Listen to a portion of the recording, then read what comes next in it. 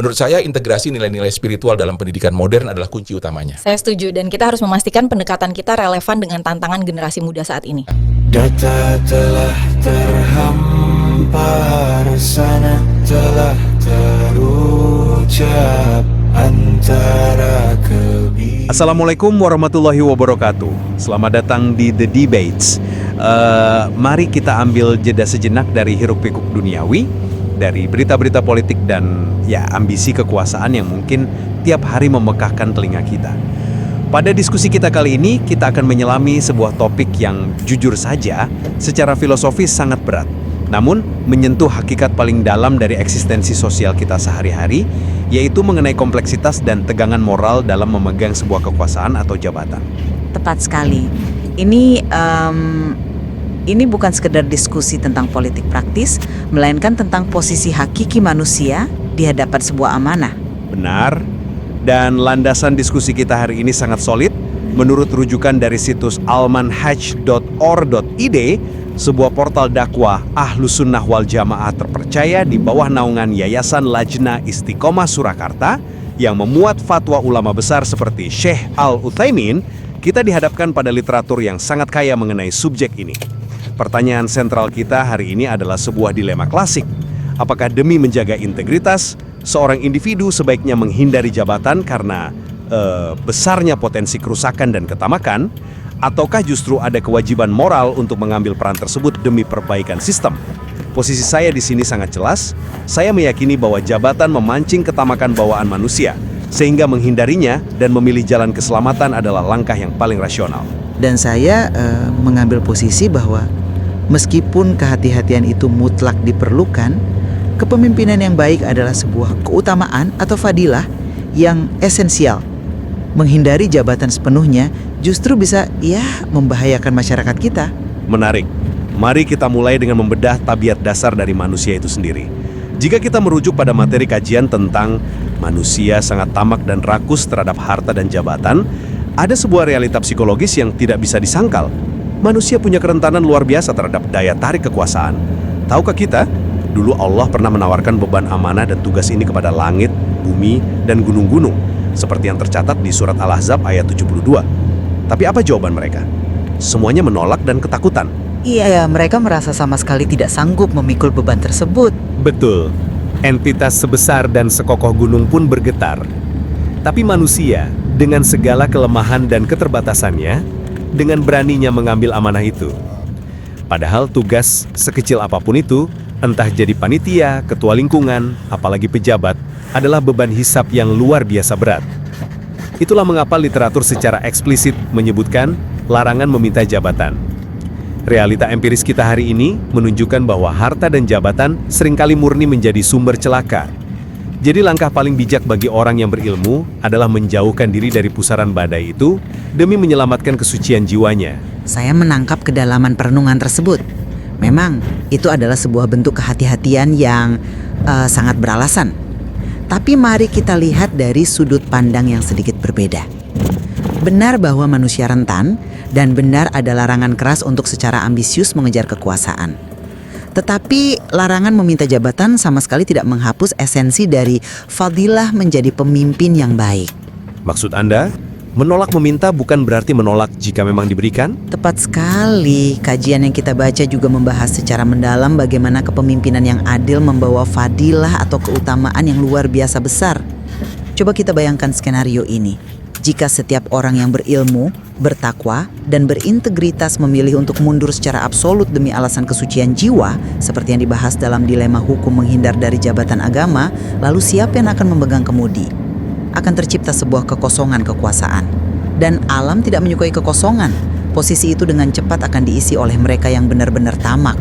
Jabatan adalah instrumen krusial untuk melaksanakan urgensi amar ma'ruf nahi mungkar, yaitu menyeru kepada kebaikan dan mencegah kemungkaran dalam skala yang sistemik. Saya mengerti mengapa Anda berpikir demikian. Tetapi, izinkan saya memberikan perspektif yang berbeda mengenai, motivasi di balik penerimaan tanggung jawab tersebut. Coba kita jujur pada diri sendiri. Ambisi manusia itu seringkali mengenakan topeng niat baik. Kita bisa saja berdalih, saya ingin melakukan amar ma'ruf nahi mungkar dari dalam sistem. Padahal di alam bawah sadar kita, hasrat untuk dihormati, hasrat akan privilege sedang bertahta. Itu memang risiko psikologis yang nyata. Tidak ada manusia biasa yang sepenuhnya kebal dari godaan itu. Sahabat mulia Abu Dzar Al-Ghifari datang meminta sebuah jabatan kepada Rasulullah. Kita tahu siapa Abu Dzar, keimanan dan kesolehannya tidak diragukan lagi. Tapi Nabi menepuk pundak Abu Dzar dan berkata dengan sangat lembut namun menusuk jiwa, "Wahai Abu Dzar, engkau ini lemah dan tugas itu adalah amanah. Pada hari kiamat ia hanya akan menjadi kehinaan dan penyesalan, kecuali bagi yang bisa menunaikan haknya." Kisah yang sangat masyhur dan syarat makna. Sangat. Dan kisah ini bukan untuk menuduh atau menghakimi mereka yang sedang menjabat hari ini. Sama sekali bukan. Tapi ini adalah pengingat abadi bahwa di balik kursi jabatan yang empuk ada ancaman penyesalan yang sangat panjang jika langkah yang diambil keliru. Mengingat peringatan sekeras ini pada sosok sesaleh Abu Dzar, kecurigaan tingkat tinggi terhadap diri sendiri saat mendekati kekuasaan adalah bentuk takwa yang paling masuk akal, bukan? Saya mendekatinya dengan cara yang berbeda, terutama dalam membedah kisah Abu Dzar yang sangat indah tersebut. Kisah itu justru menggarisbawahi pentingnya presisi dalam penempatan talenta atau menempatkan seseorang pada posisi yang tepat, bukan menolak konsep jabatan itu sendiri secara total. Bisa Anda elaborasi bagian mana yang menunjukkan presisi tersebut? Lebih condong pada kesalehan individual yang asketis. Beliau adalah sosok yang sangat zuhud, yang mungkin kurang selaras dengan tuntutan manajerial dan administratif yang keras dari sebuah jabatan publik. Ini membedakan antara ambisi buta dan kapasitas kepemimpinan. Memang benar ada larangan meminta jabatan, karena meminta seringkali menunjukkan bahwa orang tersebut tidak sadar betapa beratnya tugas itu. Tetapi ketika jabatan itu diamanahkan kepada seseorang yang memiliki kapasitas, baik secara manajerial maupun ketahanan mental, ia punya peluang emas. Peluang emas untuk apa? Bukankah pada akhirnya itu tetap menjadi beban hisab? Peluang untuk komandan fadilah sosial yang tidak bisa didapatkan oleh orang yang hanya beribadah sendirian di masjid. Jika masyarakat sedang berada dalam krisis moral dan kebingungan administratif, menghindar dari jabatan agama atau publik justru bisa berakibat fatal. Menolak tugas ketika umat sangat membutuhkan keahlian Anda bukanlah tindakan heroik untuk menyelamatkan diri, melainkan bisa jatuh pada kategori pengabaian. Pemimpin yang baik itu melayani yang lemah dan menertibkan yang zalim. Saya tidak yakin dengan alur penalaran tersebut karena kita tidak sedang berbicara di ruang hampa yang ideal. Kita harus membenturkan teori mulia tentang fadilah kepemimpinan itu dengan realita lapangan yang disajikan tegas dalam materi kajian kita, yaitu budaya korupsi sudah meracuni birokrasi. Anda bicara soal melayani dan menertibkan, tapi ketika sistemnya sendiri sudah tercemar dari akar sampai ke daun, ketika struktur birokrasi sudah mendesain manusia untuk berkompromi dengan nuraninya, masuk ke dalamnya ibarat melompat ke dalam pusaran air beracun. Pusaran air beracun itu memang nyata. Saya sama sekali tidak menyangkal realita birokrasi yang sakit. Nah, pada titik ini, fasilitas dan kuasa murni menjadi sumber celaka. Seorang individu, sebaik apapun niat awalnya, secara statistik lebih mungkin terkorupsi atau tersingkir daripada berhasil memperbaiki sistem raksasa tersebut. Lalu bagaimana dengan kita yang kebetulan tidak terpilih, yang tidak kebagian tugas penting itu? Tersenyumlah dan bersyukurlah. Dalam riwayat Muslim lainnya disebutkan dengan sangat menenangkan bahwa Allah sangat mencintai hamba yang bertakwa, yang merasa cukup, dan yang bersifat khofi. Khofi, maksud Anda mereka yang tersembunyi dari popularitas? Betul sekali. Khafi adalah mereka yang tersembunyi, yang tidak populer, yang hidupnya jauh dari radar pujian publik maupun intrik kekuasaan. Anggap saja, dunia ini panggung sandiwara. Mereka yang sedang diberi tugas adalah aktor utama yang sedang diuji dengan naskah dialog yang teramat berat dan adegan yang penuh bahaya. Salah sedikit saja aktingnya, fatal akibatnya. Sedangkan kita sedang didudukan oleh Allah di kursi penonton, menikmati pertunjukan hidup ini sambil bersyukur karena beban pertanggungjawaban kita jauh lebih ringan. Menjadi penonton yang selamat jauh lebih rasional daripada menjadi aktor yang hancur. Itu argumen yang sangat kuat. Dan jujur, analogi tentang panggung sandiwara serta sosok Khafi itu sungguh menenangkan hati. Untuk mayoritas manusia biasa, itu mungkin jalan yang paling aman. Tetapi, pernahkah Anda mempertimbangkan implikasi logis dari analogi panggung tersebut? Implikasi logis yang seperti apa? Jika kita membiarkan panggung itu kosong dari orang-orang baik, panggung itu hanya akan diisi oleh aktor-aktor antagonis. Jika kita sepakat bahwa budaya korupsi sudah meracuni birokrasi, maka justru disitulah letak dan relevansi tertinggi dari urgensi amar ma'ruf nahi mungkar. Kalau semua orang yang soleh, jujur dan berintegritas memilih untuk duduk manis di kursi penonton demi mengamankan dirinya sendiri, lalu siapa yang akan membersihkan racun di panggung tersebut? Tapi bukankah menyelamatkan diri dari kerusakan yang sudah pasti itu wajar? Wajar, tapi meninggalkan sistem sepenuhnya kepada pihak-pihak yang korup dengan alasan menjaga kesucian diri bisa tergelincir menjadi bentuk egosentrisme spiritual. Maksud saya begini, egosentrisme spiritual adalah pola pikir di mana seseorang merasa yang penting dia masuk surga, biarlah sistem di luar sana hancur lebur. Pemimpin yang baik justru diuji kualitas berliannya ketika ia dimasukkan ke dalam lumpur sistem yang rusak tersebut. Perjuangan menolak suap, meluruskan aturan yang bengkok, inilah esensi dari jihad di jalan Allah di ranah sipil masa kini. Analisis mengenai perjuangan itu terdengar sangat heroik. Tapi mari kita geser lensa diskusi kita dari narasi duniawi menuju konsekuensi absolut di akhirat. Kajian dari Al-Manhaj yang kita bahas juga menyinggung materi tentang siksa kubur dan kenikmatannya. Ya, itu adalah ujung dari segala perdebatan tentang amanah. Betul, jabatan membawa pertanggungjawaban di akhirat nanti, atau akuntabilitas eskatologis. Mari kita bedah istilah ini secara gamblang. Ini bukan sekedar audit duniawi di mana Anda bisa merevisi laporan keuangan. Ini audit ilahiyah. Coba bayangkan ketelitian luar biasa yang harus ditanggung seorang pejabat. Setiap kebijakan sekecil apapun akan ditimbang. Tepat.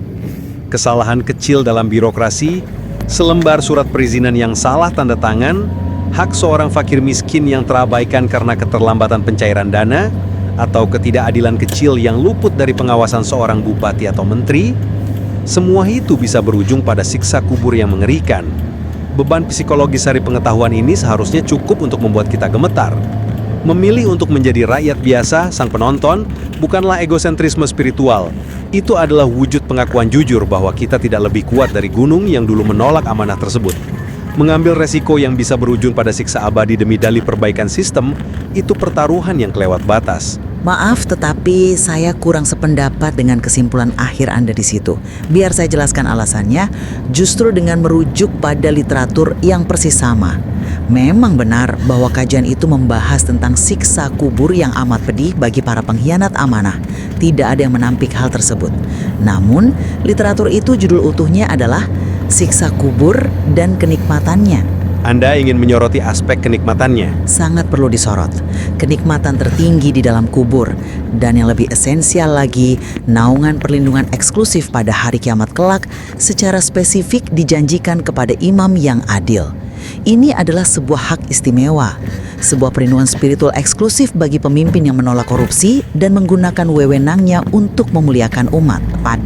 Pahala yang diberikan kepada seorang pemimpin yang berhasil menegakkan amar ma'ruf nahi mungkar dalam skala birokrasi tidak akan pernah bisa dicapai oleh seorang individu yang hanya sibuk beribadah di sudut rumahnya sekedar menghindari dosa. Risiko yang maksimal selalu berkorelasi lurus dengan ganjaran yang maksimal. Kerendahan hati memang mengharuskan kita takut akan hisab, tetapi iman juga menuntut kita untuk berani mengambil peran jika kita memiliki kapasitas. Kita harus mengejar keridoan tertinggi melalui amal struktural yang berdampak masif bagi jutaan orang. Pegang teguh pada esensi kehati-hatian.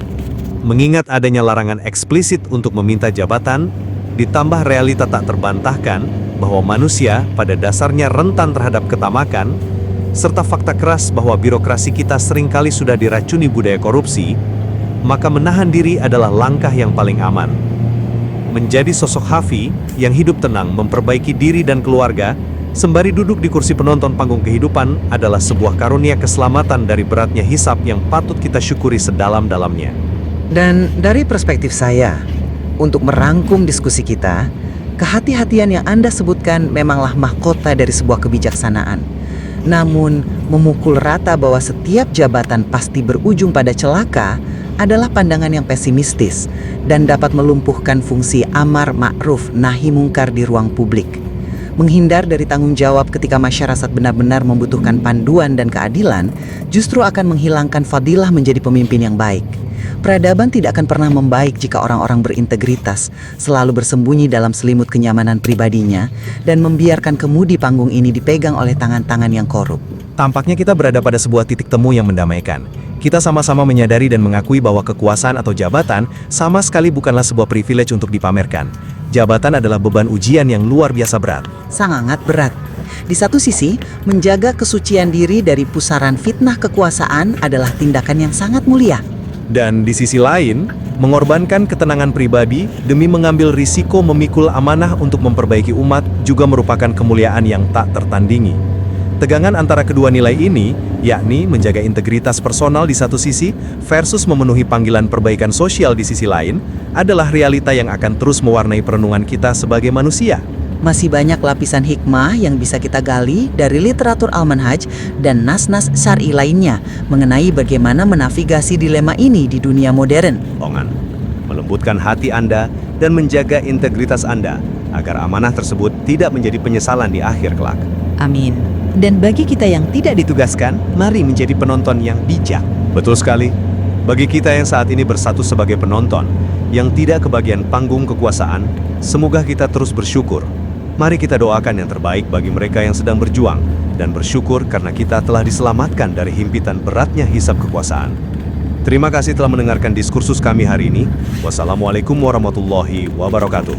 Sampai jumpa lagi di konten berikutnya. Terima kasih. Telah terhampar, sana telah terucap antara kebiasaan dan kekuatan.